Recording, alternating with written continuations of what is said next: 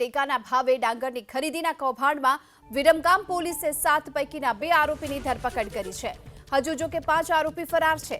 વર્ષ 2023માં વિરમગામ કેન્દ્ર પર ટેકાના ભાવે ખરીદાયેલા ડાંગરમાં 48,000 કટ્ટાની ચોપડે જ ખરીદી કર્યાનો પર્દાફાશ થયો અને 150 જેટલા ખેડૂતોએ ડાંગર વેચ્યા બાદ આજ દિવસ સુધી તેમને પૈસા નથી મળ્યા। 7 આરોપી સામે 3 કરોડથી વધુનું કૌભાંડ કર્યાની ફરિયાદ નોંધાઈ। પોલીસે ગ્રેડર અજયસિંહ મહિડા અને જયંતિજી ઠાકુરની ધરપકડ કરી છે।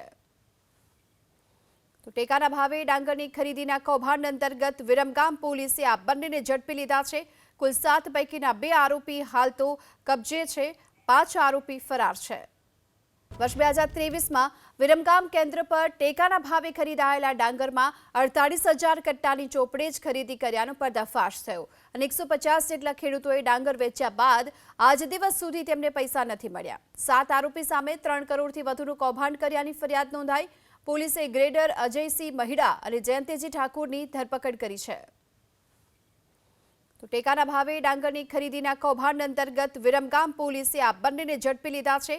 કુલ 7 પૈકીના 2 આરોપી હાલ તો કબજે છે, 5 આરોપી ફરાર છે।